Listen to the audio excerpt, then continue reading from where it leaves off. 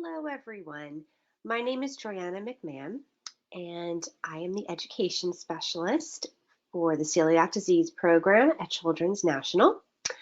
I'm very excited to talk with you guys today about how to safely celebrate Halloween while on a gluten-free lifestyle. So, this could be a time that gives some anxiety or might be overwhelming. But I'm here to tell you there are plenty of ways that you can get through and have fun even while celebrating Halloween and still feel like you're being a kid. So let's get started. So, as I just said, there's plenty of fun ways to have a safe and fun Halloween. So, our agenda today is we're going to talk about where to find some gluten free candy lists so you can tell what is gluten free and what is not. Um, how to find gluten-free costume paint, since that is on your face, which would be going by your lips where you might possibly ingest. I'm also going to tell you guys about the Teal Pumpkin Project and other plans for safety. And I'm going to offer some ideas for some new Halloween traditions that might make you feel a little bit safer, and also ideas for what to do with some of the unsafe candy you come across while trick-or-treating. So for starters, here is the 2018 gluten-free Halloween candy list. There is a updated list every year on the Celiac Disease Foundation page. Here is the link for this year's list. There is a copy of this webcast that is attached, so you will have access to all of these links later.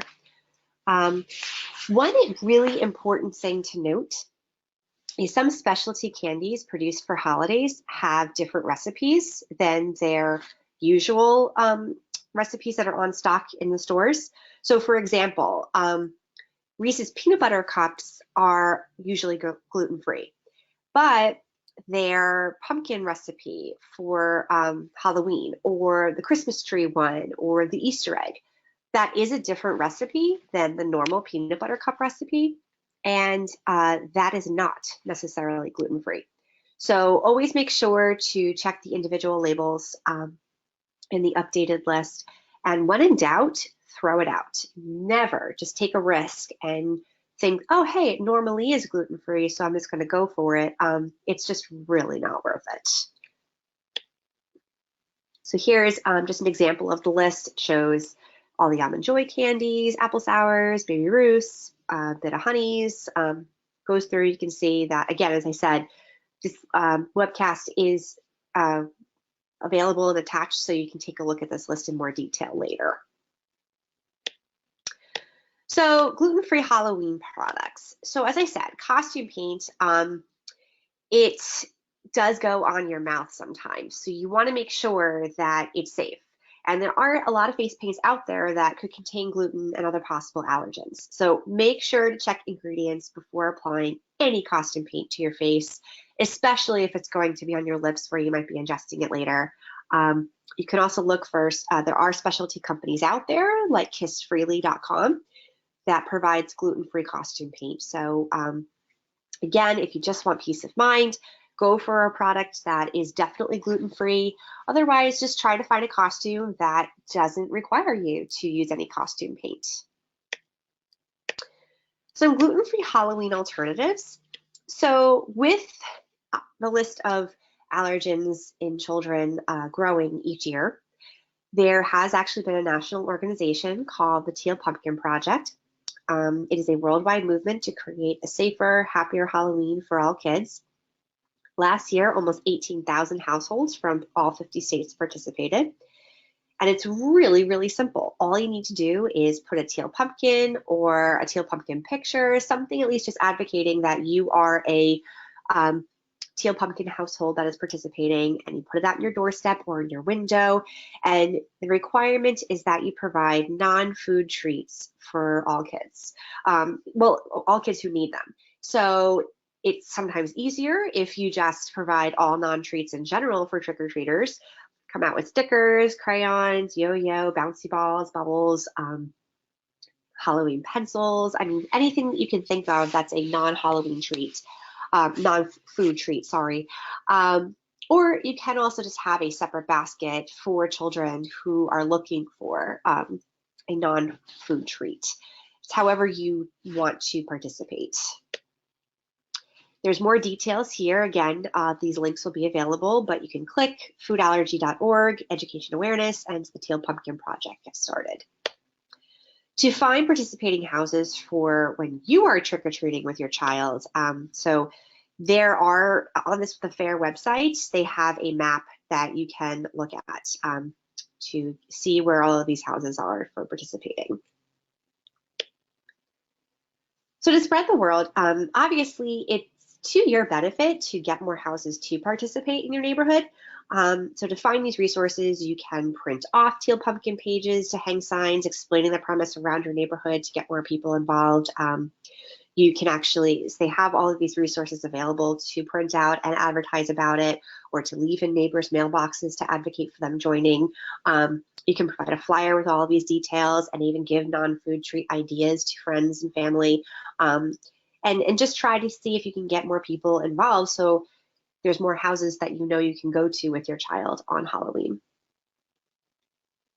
Again, more ideas for some non-food treats.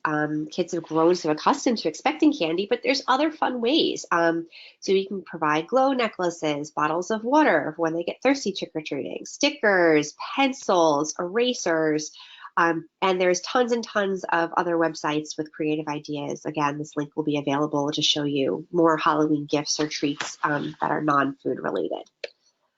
Let's see a couple more of them. So there's also a lot of participating stores that are getting on board with providing non-food treats. These stores are all embracing the Teal Pumpkin Project. Walmart has an entire food allergy awareness project. They take the fear out of Halloween. So you can look at where what they are doing and some of the Teal Pumpkin Project products they're providing.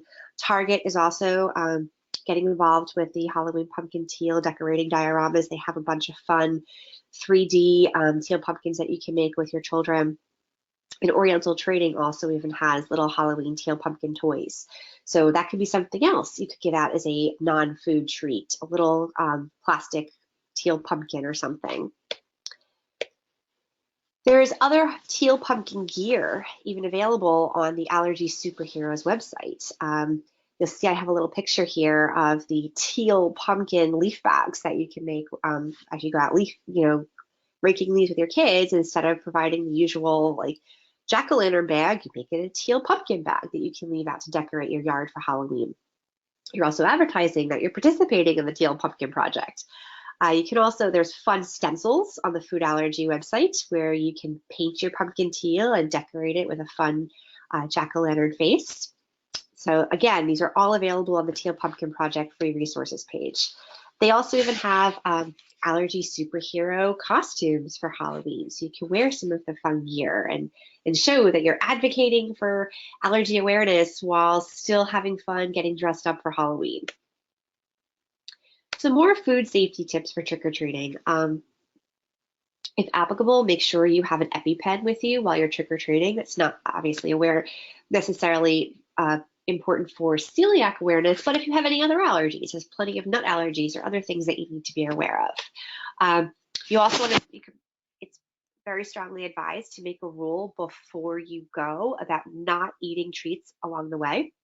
That way it just takes that argument right out of the equation and you don't have any temptation for people trying to eat when it's dark out and you can't really read food labels very easily. So just tell the kids before you even go, we're not going to eat any food along the way. Well, when we get home, we can go through everything together and divide it into safe piles. Right now, it's just about the fun of going to houses and participating.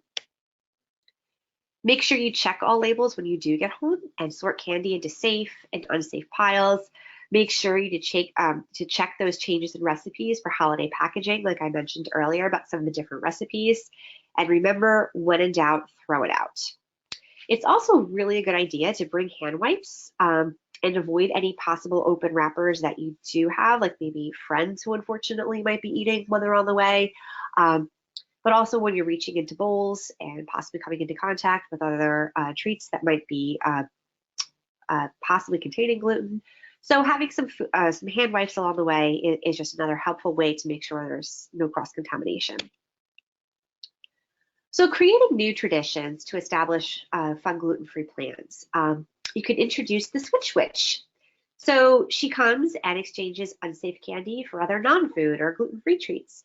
So it could be a fun way, like kind of like the elf on a shelf or the tooth fairy, a fun legend to bring in to young children so that they can leave all their unsafe candy out and have it switched by the morning by the Switch Witch. You can see it's even like they even sell them on Amazon for another treat in its place. So it's a fun way that the kids don't feel as deprived.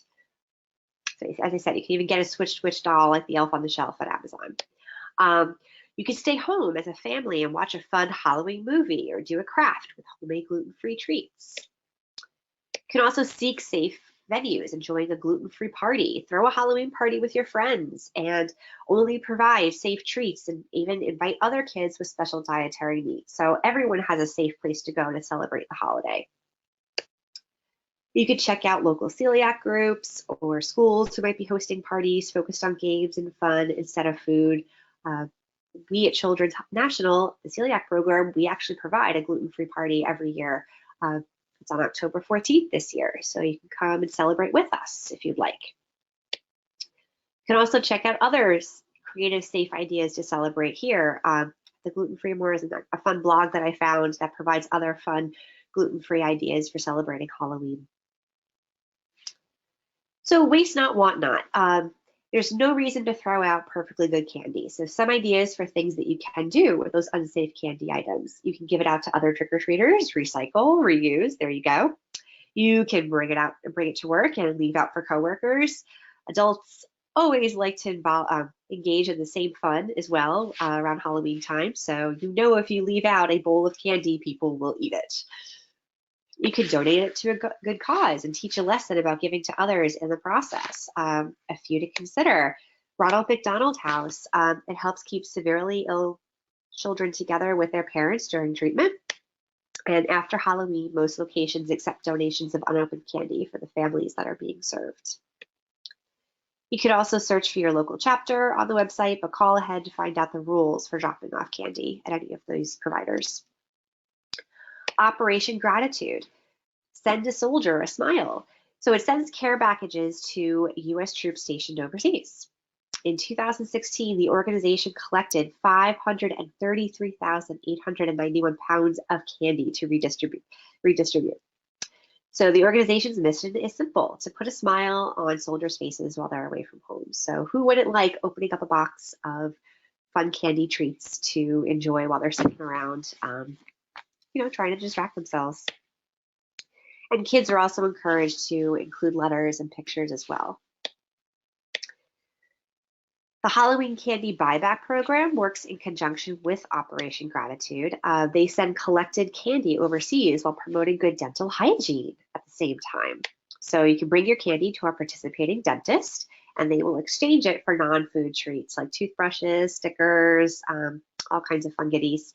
So you're giving your candy, getting something in exchange. And all of that candy, again, is going to Operation Gratitude.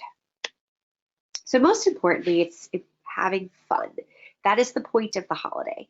Dressing up in fun costumes, getting to be someone else for a day, getting to go out and have fun running around with your friends while going trick-or-treating, ringing doorbells. It's a whole night out. That's supposed to be an enjoyable time.